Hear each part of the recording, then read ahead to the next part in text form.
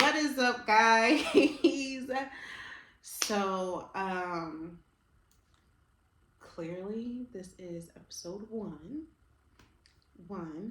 and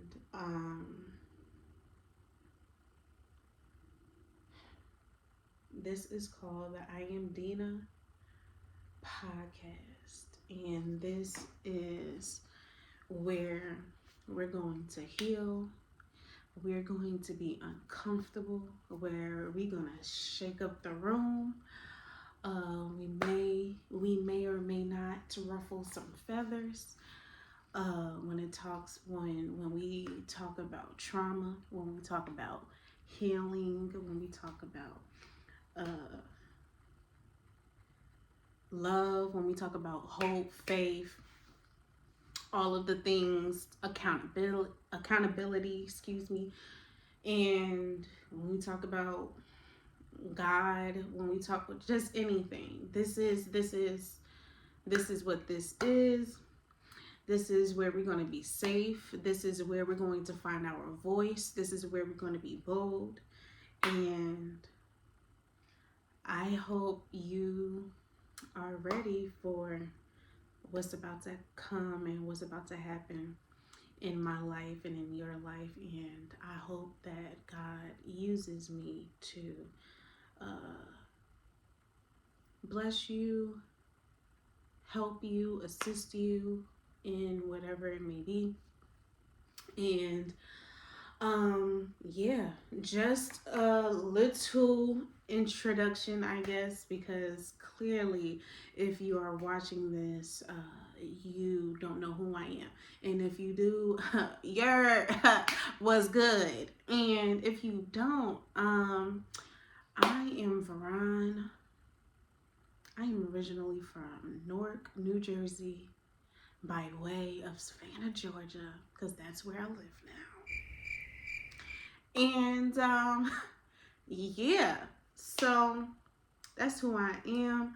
This podcast, the reason why it's called I Am Dinah is because I am working on a project, and this particular project has blessed me and has uh, blessed me in ways to where I have been trying to not necessarily run away from, but trying to, whether it's add people in or try to have a better understanding about what this project is supposed to be, when it's supposed to be fulfilled, how am I supposed to get it out there.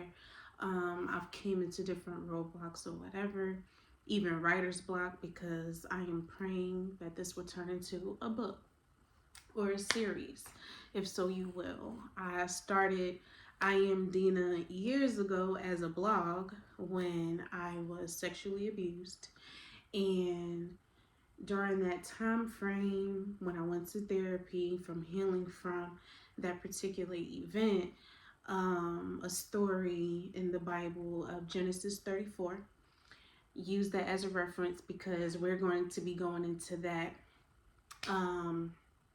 in and out and everything. But a story from the Bible of a young girl named Dinah um, came across my mind during that time. And during that time, I was also writing. I was a part of a poetry group here in Savannah. And,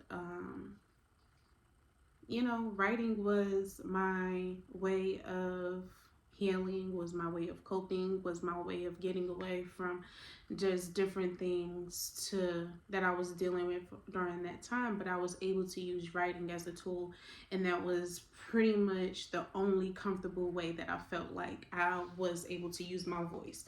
I was using my voice as a writing tool, not necessarily speaking, and not realizing that over time or even during that time, I was holding a lot of stuff in that I truly never got out, including with not sharing my stories, not sharing my short stories, essays, poems. Like, I just wasn't sharing anything. I was getting it out on paper, pretty much in a way of regurgitating, but it wasn't going nowhere.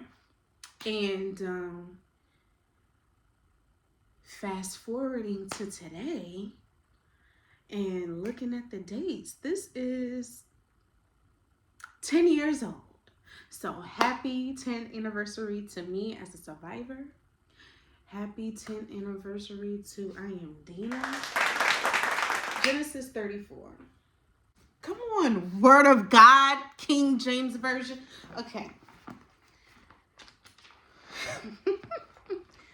Okay, so in Genesis 34, I'm gonna try my best because I didn't realize how long. Well, it's really not that big of a chapter, but it says, and Dinah, the daughter of Leah, which she bare to Jacob, went out to see the daughters of the land. And when Shechem, the son of Hamor, the Hivite, prince of the country, saw her, he took her and lay with her and defiled her. And his soul cleaved to Dinah, the daughter of Jacob, and he loved the damsel and spoke kindly to the damsel. And Shechem spoke to his father Hamor, saying, get me this damsel to my wife. Get me this damsel to wife. And Jacob heard that he had defiled Dinah, his daughter. Now his sons were with his cattle in the field. And Jacob held his peace until they were come. And Hamor, the father of Shechem, went out to Jacob to commune with him. And the sons of Jacob came out of the field when they heard it, and the men were grieved, and they were very angry, because the men were indignant and very angry because he had done an outrageous thing in Israel by lying with Jacob's daughter, for such a thing must not be done. But Hamor spoke with them, saying, the soul of my son Shechem longs for your daughter. Please give her to him to be his wife. Make marriages with us. Give your daughters to us, and take our daughters for yourselves. You shall dwell with us, and the land shall be open to you. Dwell and trade it in, and get property in it.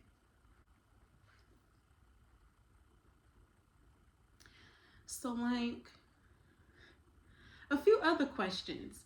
Why are we gonna act like something like crazy just didn't happen? And to cover it up, you want to marry me? Like you gonna have your son like keep me? Like no. I want to go back home. Now, first of all, I was minding my business. But anyways, so that is only a glimpse of Dinah. That is only a glimpse of Dinah. Those are a few bits and pieces of questions, Q&A, so you will, that we'll be touching on throughout this series, season, throughout this podcast, throughout this life. Because now that you've opened this video, you are about to do life with me. Yes, you are, and I hope you stay. But with that glimpse and just reading just those verses, the reason why I chose Dinah is because by the time you get to the end of that, like of that chapter,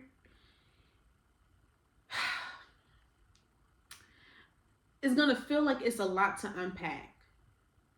Like, so it is when you're going through something.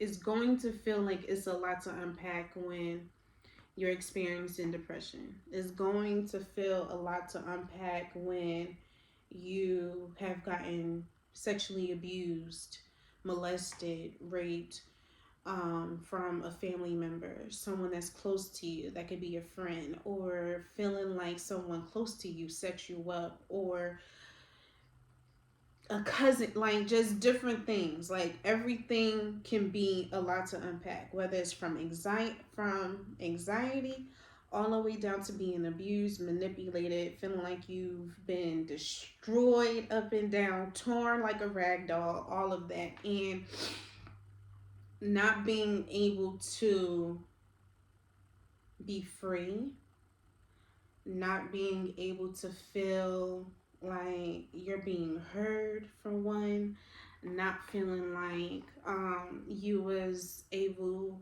to even grieve the loss of yourself.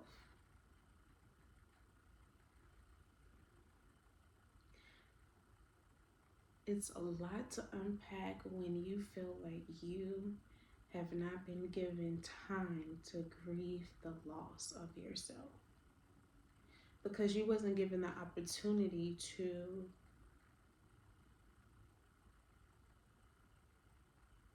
not even give yourself away to a person that you love, but to even want to give yourself away to anybody, like to give access, like access. What access was revoked, like like that's being revoked, and we're not even given a chance to even have like to even give you access, to even give you a code. Like, dude, like all you have to say, knock knock, who's there? Like, you're not even knocking on the door. Bro, you're not even knocking on the door. You just taking what you think is you just going off of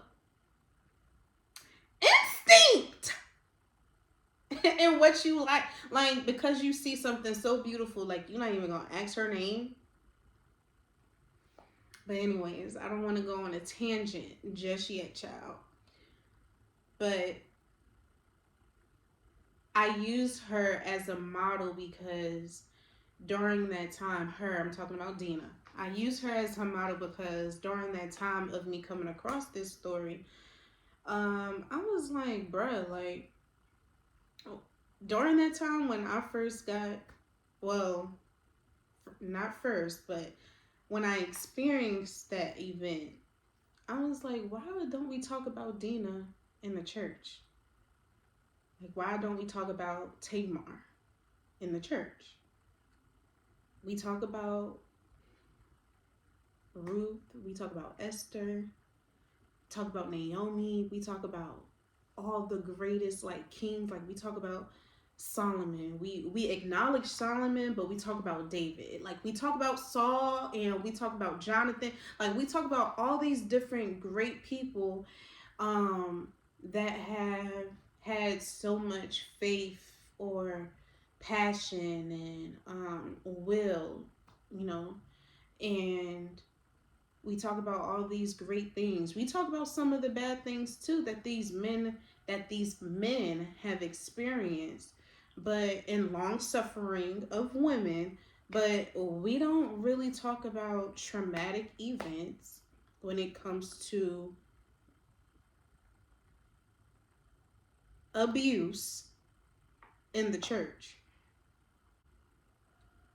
But to have access revoked from her were some of the things that I kind of felt in different ways.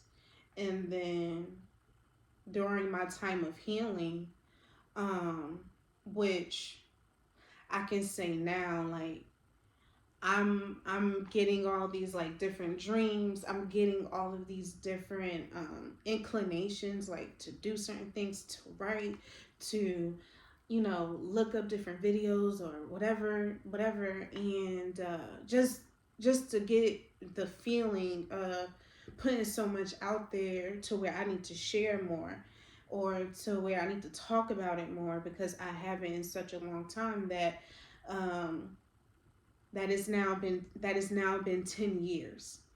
And sometimes like when I touch or hint at little moments or whatever, or I'm talking about, I'm like, not that I forget that I've gone through that, but I've been in a place where now where it's like, oh, okay, like I've healed from that. I'm not triggered by that or by talking about it or whatever, but because I'm so used to keeping to being hush about it, it's not quite something that I've been so really open about.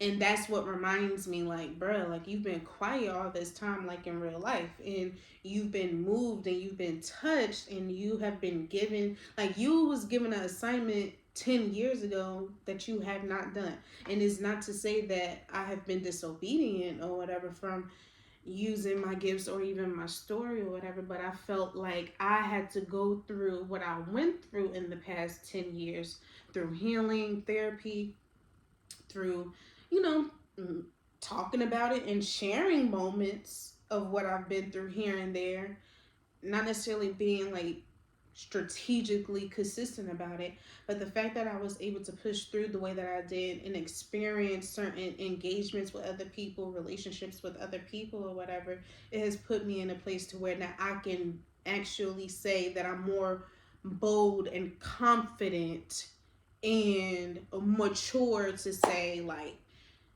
this is what I went through, this is how I felt during this time, this is like it ain't the best situation with this particular, friend, now acquaintance, but like we were in different spaces, and I can say that I was in a different headspace, I was in a different emotional and spiritual space during that time as well. And I've also have grown to know that sometimes um your support system and the people that are truly there for you may not understand what it is that you've experienced. And so the expectations that you may have about how they can now pour into you to grow, to be the light that you once were, to be confident like you once were, or once your support system starts to notice certain things about you, about how you've changed, that they don't quite have the tools to really support you the way that you need to. And I've come to a place where like I'm okay with that. Like I'm okay at the fact that well, I can tell you a lot of things that I'm not okay with. We gonna get into that too. But I can sit here and say that I'm okay with the fact that it's gonna take time for my partner, for my future husband, or for my sister, my best friends, my parents, whomever, that it's gonna take a little bit more work for them to get to me, to have access to me in certain places, moments, or whatever, because they are ignorant when it comes to understanding what I've been through, understanding certain triggers, because they haven't been in that space yet. They haven't been in that space to where they can fully process what it is that you've been through. That is going to take them a little more work. Is going to make them. It's. I'm hoping that it doesn't push them away, but it's like every relationship, like there's a lot of work that needs to be done with both parties. Like it's a lot of work that you need to do, whatever, so that you can be in a place to where you can receive help, where you can receive love, list, whatever your list is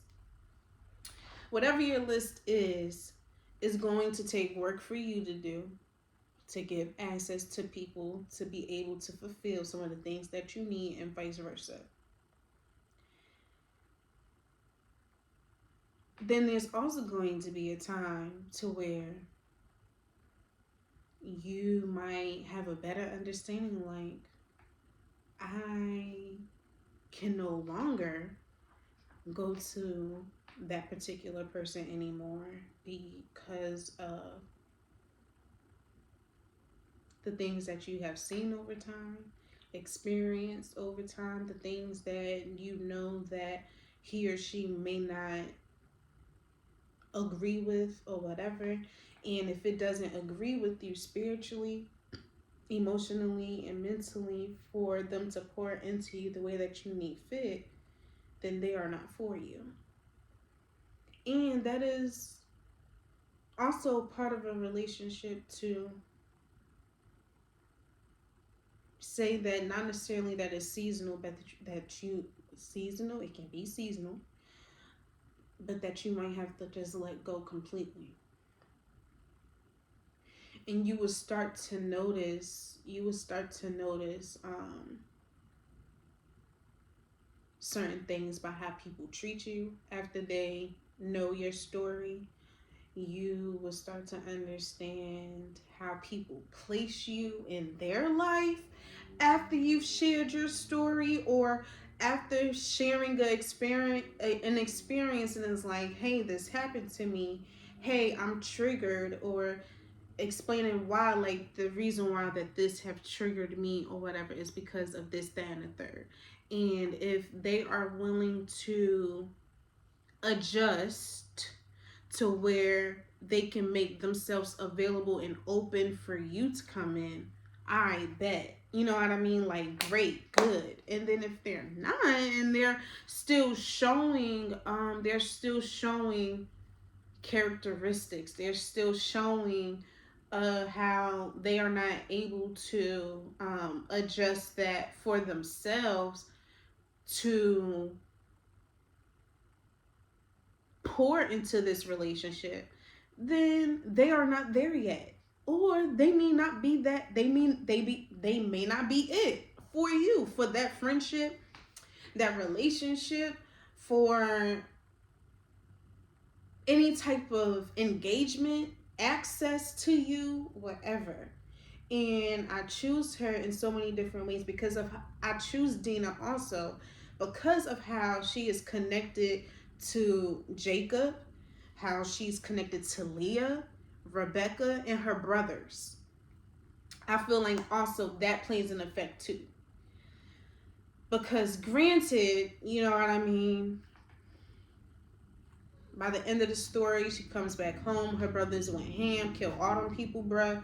And granted, certain things happen with the brothers or whatever from that situation, but everything connects together and everything correlates together. And I Am Dinah is really like a space to where we can talk about all things trauma and not being triggered by it, because there will be a series where I would love for us to come together and vocally, like out loud, say, like, we out here triggering our traumas to where all of these different things, all of these different people, all of these whatever is not, doesn't bother us no more. Like, we can, there are so many different affirmations in the world, but if you don't believe it, it's null and void. If you don't believe that the abundance is really for you and that you deserve it, then it's not. Like, if you don't believe it, then it's not yours. If you're just gonna put it on the mirror and not, like, if you're gonna put it in the mirror, you're gonna say it to yourself 3 times, no, like, it's not yours.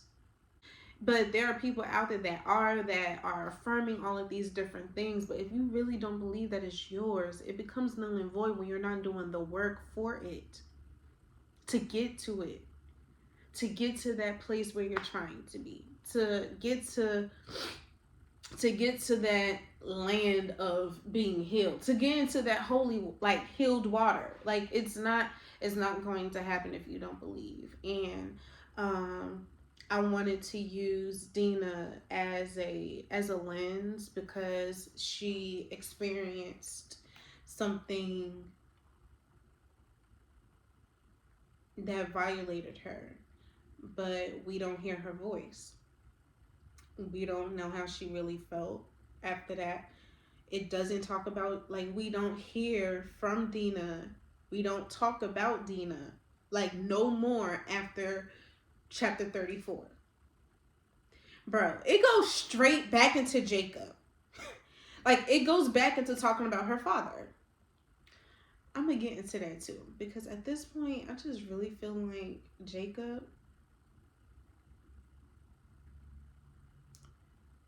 like, I'm here for him. I really am here for him. And I'm not trying to make Jacob's story negative, But bro, he is a center of attention. Like, can you please step out of the limelight for 10 seconds? No, he is like in how many chapters? Yo, from the time we hear about Rachel and Jacob.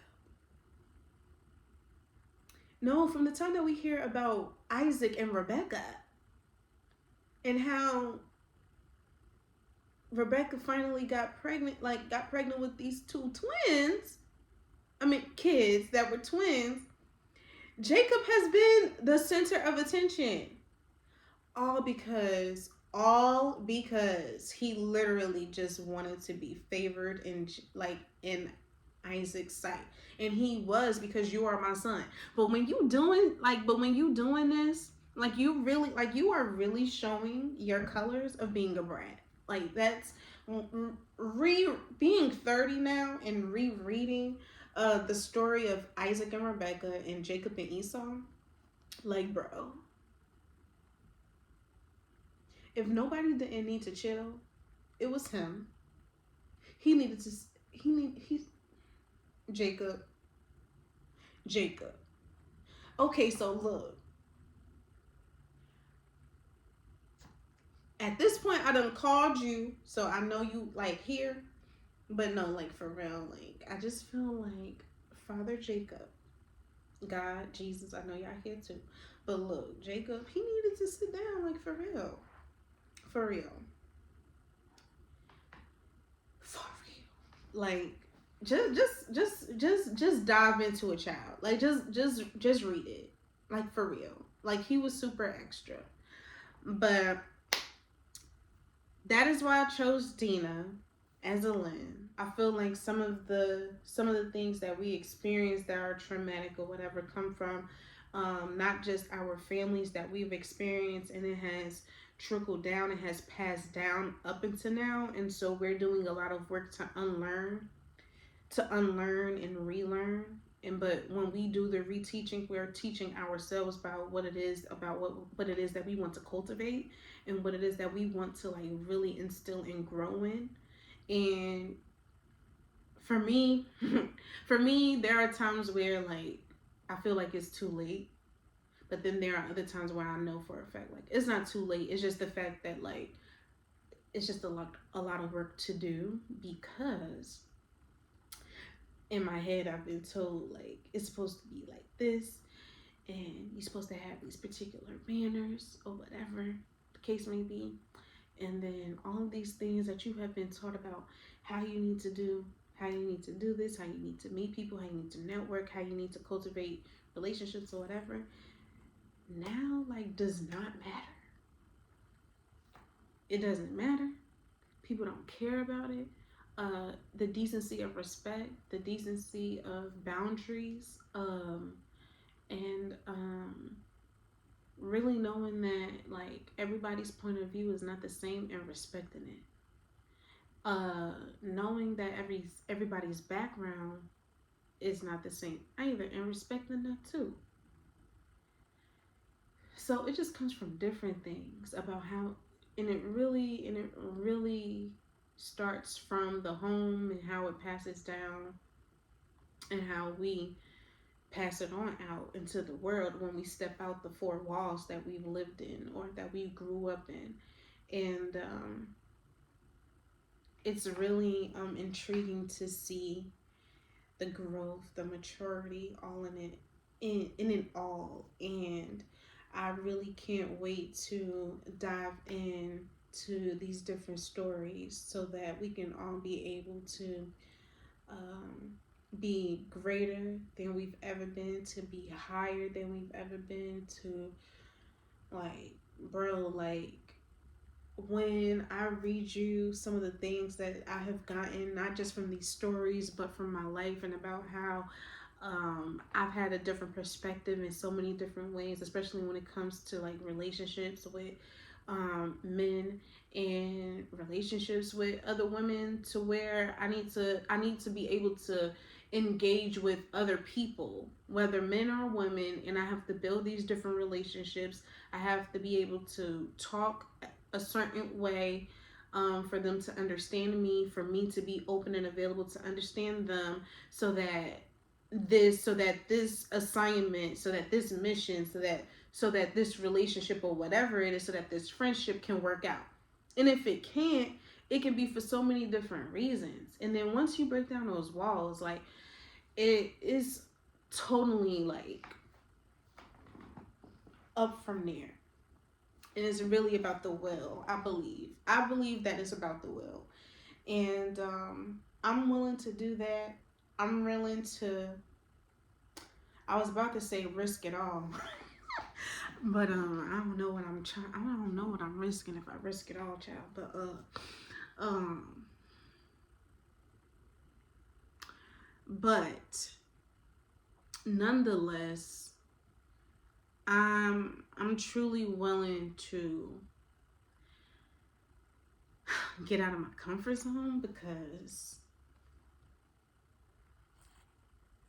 I know I mentioned, like, before, like, this is 10 years. Like, this is 10 years of a project that I've been working on as a book, a blog, and now, like, a podcast, a series. And this is, like, uncomfortable, but yet so relieving at the same way. It's, like, breathtaking. Like, it's a breath of fresh air. Like, seriously, sitting here talking about what I've been working on and what I want to share, like, with you guys, is that for me. And I can't wait to see how this unfolds. So that is a brief introduction. That is a not so brief introduction of I Am Dinah and myself, and what the mission and the goal is. And we're really gonna, when I say we're gonna be touching on everything, it's literally like sky's the limit, and the sky is big. That is what we're going to be talking about. That is what I mean about everything. That is what I mean about, like, we're going to be touching on every single little thing. And I hope that you're ready. I hope that you are open. I hope that, listen, I hope you're available or whatever to look at this and be like, bruh, like, it's about to go down. Because in this next episode, it just might be that. But